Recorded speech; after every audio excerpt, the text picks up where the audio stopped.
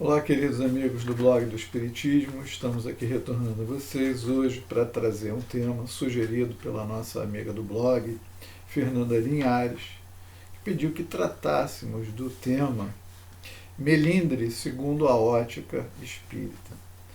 E aqui é uma coisa muito interessante, quando hoje as pessoas todas, na dúvida de qualquer tema, assunto, o primeiro recurso é o Google.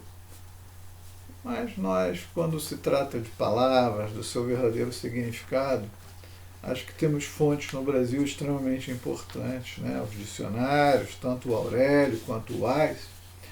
Eu gostaria de compartilhar, porque todo mundo, quando pensa em melindre, talvez tenha uma percepção equivocada. E vamos colocar isso dentro de um contexto, para que depois possamos, de fato, abordar o tema na ótica espírita.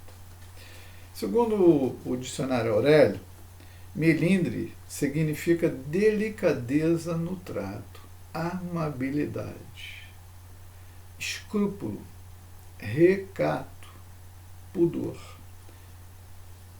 Coisa frágil, delicada, mas também significa facilidade de magoar-se, ofender-se, susceptibilidade.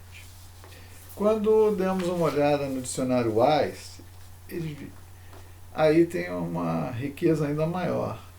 Melindre poderia ser amabilidade, afabilidade, atenção, delicadeza, educação, fineza, gentileza, polidez, meticulosidade, cuidado, diligência, escrúpulo, recato, decência, decoro, pudor, e aí vai. Então, na verdade, o que a gente pode imaginar é que a palavra ela tem um significado original. Vamos dar um outro exemplo fácil para todo mundo entender. No Brasil, a gente diz assim, isso aqui está uma anarquia. Quando nós vamos lá olhar o sentido da palavra anarquia na sua criação lá na Grécia, tanto tempo atrás, o significado era exatamente inverso. Anarquia, para os gregos, a anarquia proposta filosoficamente era o seguinte, era uma sociedade em que ela era constituída de cidadãos que tinham tanta noção da sua lei, das suas obrigações, dos direitos seus e dos outros, e eles agiam com tanta responsabilidade e integridade que eles dispensavam a figura do governante. Quer dizer, a anarquia grega dispensava a figura do governante porque quem se comporta não precisa ser governado, já se autogoverna. Já com o passar do tempo, dos séculos, dos milênios, né, a gente sabe que onde não há governo acaba virando uma anarquia, uma bagunça. Pois é. A palavra melindre me parece que ela é afetada pela mesma situação. Originalmente significava assim, uma coisa sensível, uma coisa delicada, né, frágil, e que, uma vez rompida essa fragilidade, gerava o melindre. E aí, hoje, parece que a palavra significa exatamente o inverso, né? Vulnerabilidade, frieza, insensibilidade, e aí vai. E é a partir daí que a gente precisa pensar no significado, né? A pessoa que tem melindres é aquela que facilmente se sensibiliza, se irrita, se magoa, faz um escândalo, chora, se vitimiza, se afasta, né, do convívio social e, dentro da ótica da casa espírita, com certeza, muitas vezes aquela que abandona a tarefa, por conta de melindres. E é a partir disso que hoje nós gostaríamos de conversar com vocês sobre o tema. E como nos foi pedido que falássemos sobre a ótica do espírita, nós gostaríamos de abordar isso dentro dos 3 pilares da doutrina espírita e perceber as suas consequências. Quais são os 3 pilares da doutrina espírita, segundo Kardec? Que a doutrina espírita está lastreada em três grandes pilares. O pilar moral, para o qual ele adotou a moral cristã, o pilar filosófico e o pilar científico. Isso é sobre essa ótica que nós vamos procurar conversar com vocês a partir de agora sobre a questão do melindre. Desse modo, né, a gente percebe que hoje, quando fazemos referência aos melindres, o significado está invertido. Hoje, a pessoa que se apresenta com melindres, normalmente ela revela, quando bem examinada, muita vaidade, muito orgulho, muita arrogância, muita prepotência e qualquer coisa que toca nesses aspectos da sua personalidade ainda não bem trabalhados, gera para ela um estado de melindre, né, de mágoa, de ressentimento e todas essas coisas. Temos obras extraordinárias, a Joana de Anjos fala bastante sobre essa questão do ressentimento e as suas consequências, mas como a gente se propõe hoje a fundamentalmente utilizar Kardec, olhando o pilar moral, vamos ver o que diz, né, o Evangelho segundo o Espiritismo, que na sua introdução diz que se ateve dos evangelhos à parte moral e o que significaria a questão do melindre versus o combate ao egoísmo, ao orgulho, e o que o Evangelho diz? Bom, se nós lermos o Evangelho inteiro, ele vai fazer referências contínuas a isso. Vamos pegar alguns tópicos em que eu vou ler para vocês o que Kardec e a espiritualidade, dentro do Evangelho segundo o Espiritismo, nos apresenta sobre essa questão dos melindres. No capítulo 10, Bem-aventurados os misericordiosos, diz o seguinte, no item 4. A misericórdia é o complemento da mansuetude, pois os que não são misericordiosos também não são mansos e pacíficos. Aí já complicou, né? A pessoa que se melindra, que se afasta, que se irrita, que se magoa, ela revela na sua personalidade ainda traços de quem não é manso e pacífico.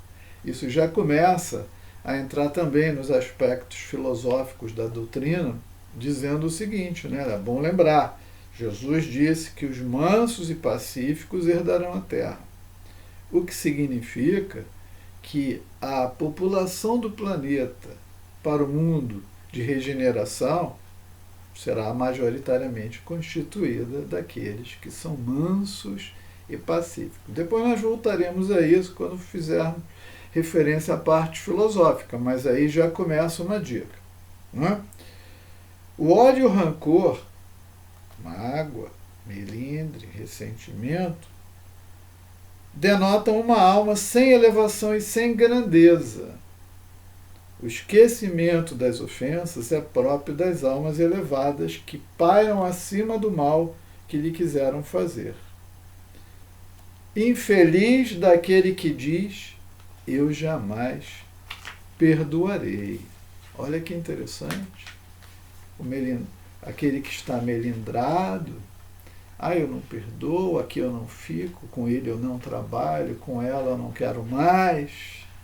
Né? Complicou, está complicando sua trajetória. Mais adiante, no item 10, quando fala do argueiro e a trave no olho, diz a espiritualidade o seguinte, né? Através de Kardec.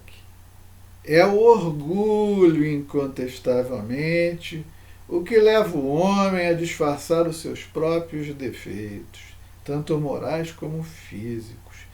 Esse capricho é essencialmente contrário à caridade, pois a verdadeira caridade é modesta, simples e indulgente.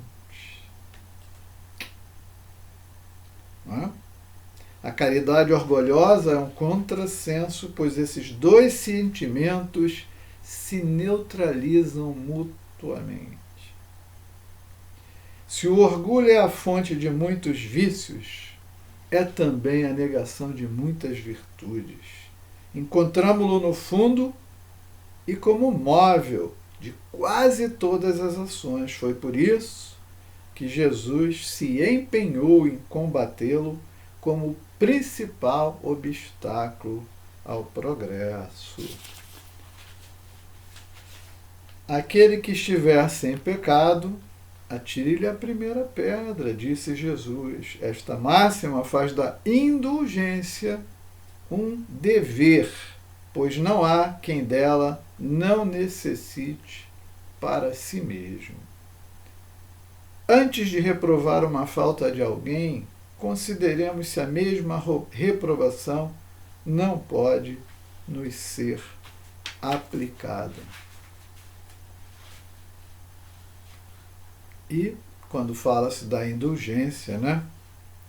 Sede indulgentes, meus amigos, porque a indulgência atrai, acalma, corrige, enquanto o rigor desalenta, afasta e irrita. No capítulo 12, Amai os vossos inimigos, sobre o mesmo tema, né?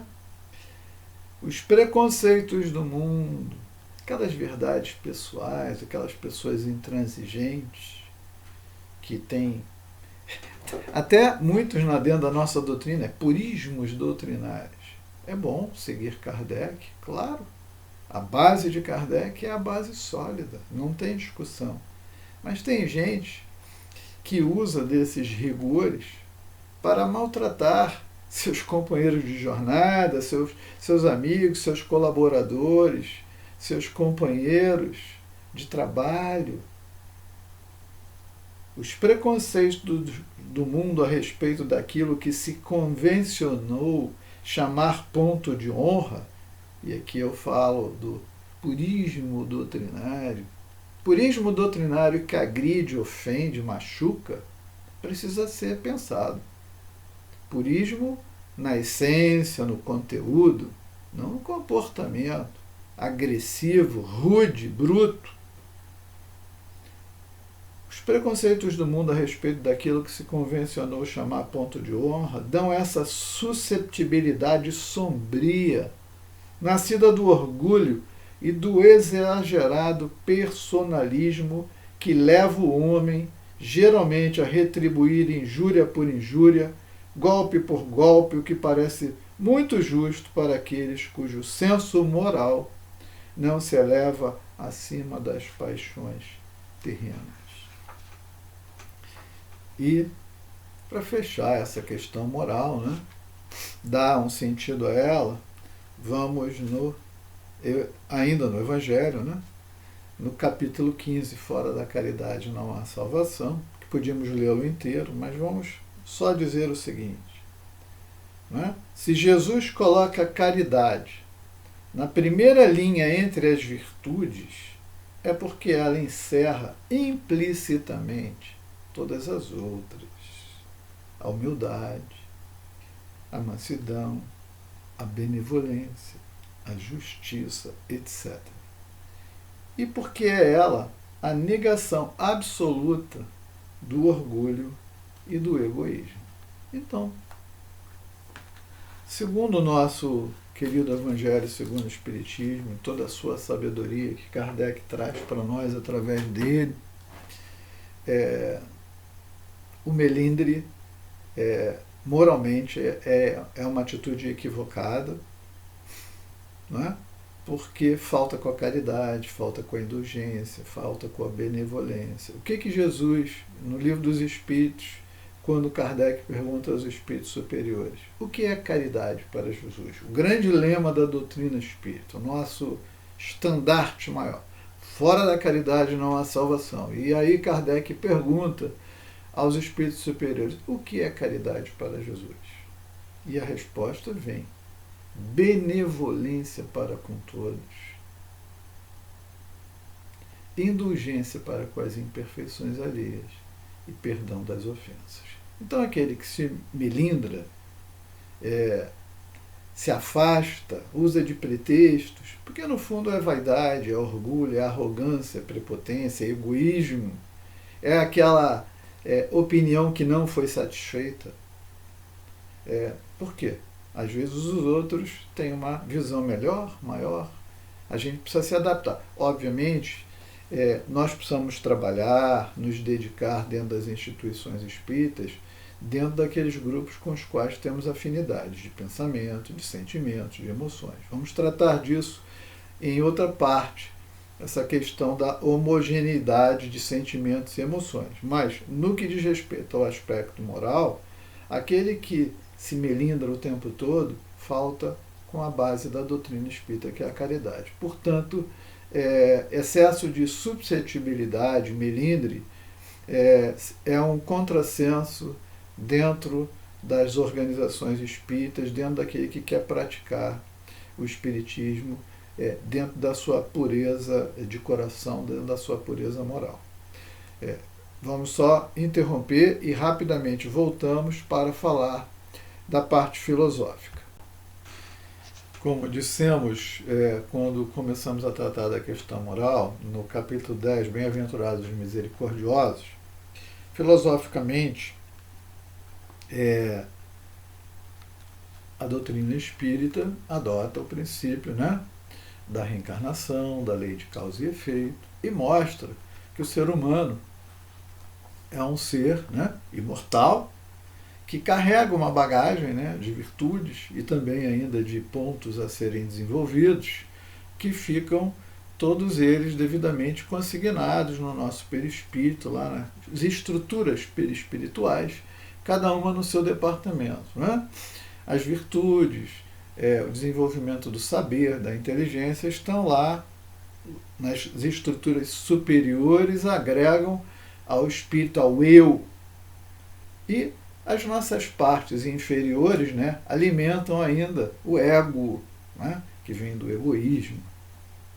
Quando no Evangelho, no capítulo 10, fala Bem-aventurados os misericordiosos, que nós lemos ainda agora algumas frases, ele fala: o esquecimento das ofensas é próprio das almas elevadas, aquele que não perdoa. E a gente aí esquece que somos seres que vamos além desta vida física, que os problemas não se encerram no cemitério, e que eles se perpetuam até que as questões sejam resolvidas. Na obra O Céu e o Inferno, lá Kardec apresenta o Código Penal da vida futura. E ele faz considerações a respeito das penas eternas, dizendo o seguinte: que a pena é eterna enquanto o indivíduo perseverar naquele equívoco.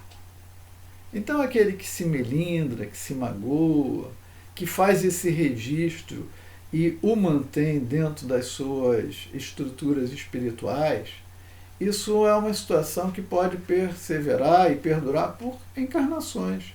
Jesus diz assim, todos nós queremos viver em mundos mais felizes, mundos mais gentis, mais cordiais, mais fáceis, mais agradáveis. Jesus diz o seguinte: daí não saireis até houverdes pago o último centil. Ou seja, nós estamos magneticamente imantados, chumbados, retidos, contidos dentro daqueles campos de vibração, de frequência que nós emanamos do nosso interior. Como nós queremos almejar mundos mais felizes, arrastando dentro de nós emoções equivocadas, emoções de rancor, de mágoa, de ressentimento. Ressentir, toda vez que se fala no assunto, naquela pessoa, naquela situação, você ressente mal. Como resolver isso? Então, filosoficamente, um indivíduo que se diz espírita, ele tem que entender, ele não pode manter dentro das suas emoções coisas desta ordem, porque elas vão ficar ali ressonando, repercutindo, tanto tempo, tantas vezes, quanto necessário, até o indivíduo se livrar daquilo. Aquilo que Jesus diz no Pai Nosso, livrai-nos do mal. Todo mundo acha que livrar do mal é impedir o assalto, a doença, o problema. Não é isso. Livrai-nos do mal é do mal que vive dentro de nós. Como livrar-nos do mal se eu não estou disposto a me desfazer dessa emoção, desse sentimento e oferecer ao outro o perdão? E vamos voltar também no Pai Nosso, porque as pessoas mecanicamente fazem referências ao Pai Nosso. Aliás, a reza, né, foi, de alguma forma, automatizada. Né? Ave Maria, cheia de graça, né? Pai Nosso que está no céu. E as pessoas, aquele turbilhão de palavras, sem nenhum sentimento, sem nenhuma percepção, sem nenhuma emoção, sem nenhum significado maior. E aí Jesus vem e diz: Pai, perdoai as nossas faltas, os nossos pecados, os nossos equívocos, os nossos débitos, assim como perdoamos aqueles que nos agridem, nos ofendem, de alguma forma nos magoaram, nos melindraram. Ou seja, Jesus indica para nós com muita clareza na oração o ritmo da música. Qual a música que você quer que toque, qual o ritmo que você quer que esteja sendo apresentado. E qual é o ritmo? Aquele que você escolher, aquele que eu escolher. Você não quer perdoar? Você não vai ser perdoado. Você é intransigente? Então a intransigência será aplicada a você. A dureza, a inflexibilidade é o seu critério para susceptibilidades, melindres? É esse o critério que vai ser aplicado a mim, a você, a qualquer um. E as pessoas dizem para Deus: Deus, por favor, não me perdoe se eu não perdoar os outros. Não leve em conta a minha súplica se eu agir desta maneira. Ou faça exatamente da maneira como eu faço com os outros. Use esse critério para mim. As pessoas dizem isso na oração sem se dar conta do que estão fazendo. Ou seja, parece que é um verdadeiro ato de loucura da nossa parte. É como uma criança que diz assim: pai, eu posso fazer isso? E quer meter a mão no fogo. E a gente mete a mão no fogo que nem um doido. Então, segundo a ótica espírita, não ficar melindrado, não perdoar, ressentimento, mágoa, excesso de susceptibilidade, só vai significar que esse é o critério que a justiça divina, de uma forma muito tranquila, né, vai atuar sobre nós. Aliás, Kardec faz a pergunta: onde está no homem registrada a lei de Deus? E sem hesitar, os espíritos maiores dizem: na consciência. A nossa consciência será o nosso juiz. Deus não vai interferir nisso. A lei divina, que está registrada como gabarito dentro de nós, ela agirá. Então, todo o melindre, todo o ressentimento, toda a mágoa que eu demonstrar em relação aos outros, e a dureza, a inflexibilidade, a intransigência que, de alguma forma, eu aplicar para avaliar o comportamento alheio, essa será exatamente a medida aplicada a mim, a você, a todo mundo. Então, à luz da doutrina espírita, é um grande equívoco também, tal como na questão moral, até lembrando que isso vai se repercutir em outras encarnações, tantas quanto necessárias, até que aquilo seja resolvido, dissolvido, retirado o mal, né? O mal que vive dentro de mim, dentro de você, dentro de cada pessoa, né? Então, filosoficamente, a doutrina traz luz e diz: olha, cuidado, você planta hoje a sua dor de amanhã, depois da manhã, e assim por diante. O que a gente planta, a gente colhe. Vamos fazer um breve intervalo e vamos voltar no que diz respeito à parte científica, que também é bastante complicado. O melindre nós vamos ver em Kardec de forma contundente que esse também não é o caminho. Só um segundinho.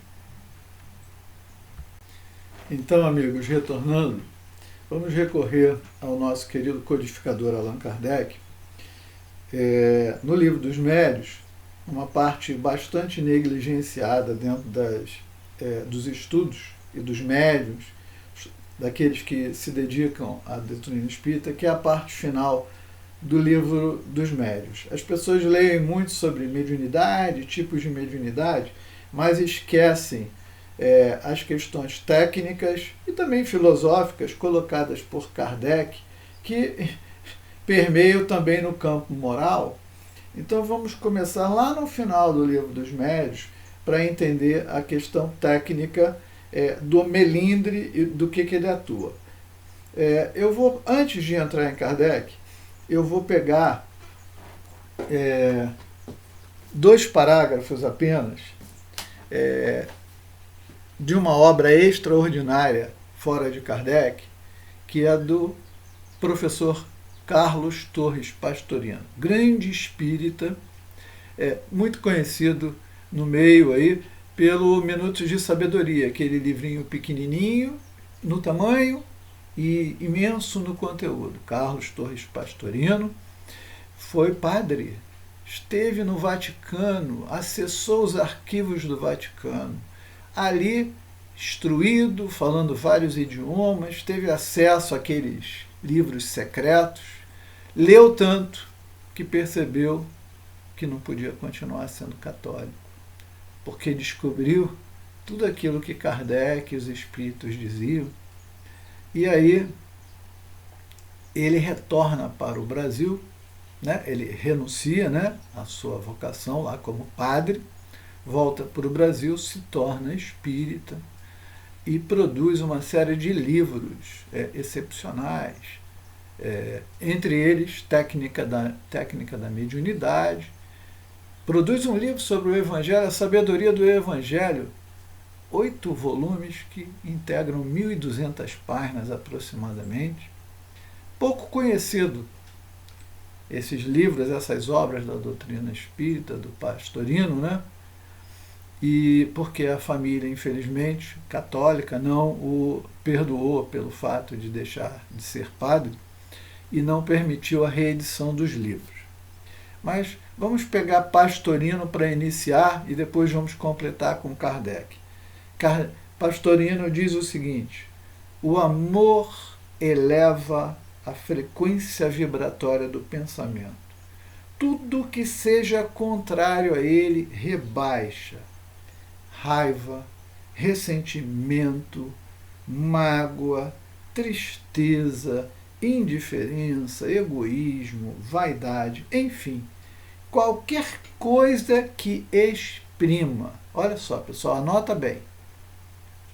Qualquer coisa que exprima separação e isolamento. Com certeza o melindrado se isola, se separa, se afasta. Então, o Carlos Torres Pastorino, espírita genial, reconhecido por suas obras extraordinárias, nos dá uma dica aqui, que vai ser lá, corroborando Kardec.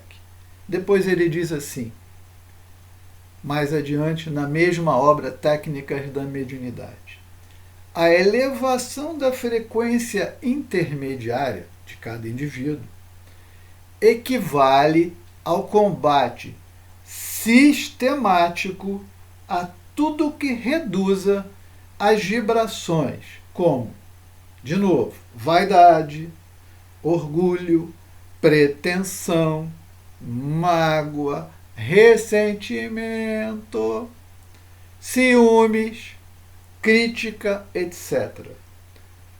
Havendo qualidades positivas como humildade, amor, espírito de serviço desinteressado, a criatura permanece em alta frequência. Então, olha, Ele está dizendo o que está lá no Evangelho segundo o Espiritismo, que diz o seguinte: o bom médium não é aquele que dá passividade com facilidade. O bom médium é aquele que está continuamente conectado com os bons espíritos, com os espíritos superiores. Da passividade espírito de porco é fácil, mas o bom médium é aquele que está continuamente, ou seja, ele está numa frequência superior na maior parte do tempo.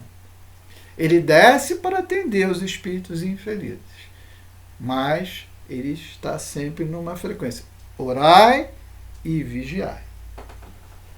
Então, vamos ao nosso querido Kardec, onde ele diz o seguinte no item 341 do Livro dos Médiuns.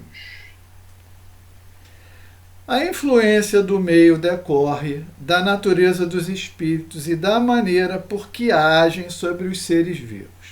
Dessa influência, cada qual pode deduzir por si mesmo as condições mais favoráveis para uma sociedade. Aqui ele está falando de uma sociedade espírita, de uma instituição, qual espírita. Então, uma sociedade que aspire a atrair a simpatia dos espíritos bons, obtendo boas comunicações, afastando as más. Essas condições dependem inteiramente das disposições morais dos assistentes. Podemos resumi-las nos seguintes pontos. E aí vai começar a pegar o problema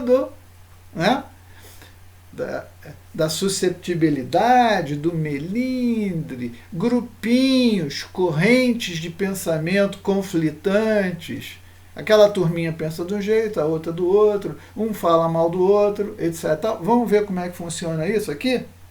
Kardec diz que para a gente ter assistência espiritual adequada, realmente de bons espíritos, é necessário perfeita comunhão de ideias e sentimentos, benevolência recíproca entre todos os membros. Tem alguém que você não gosta? Ficou chateado?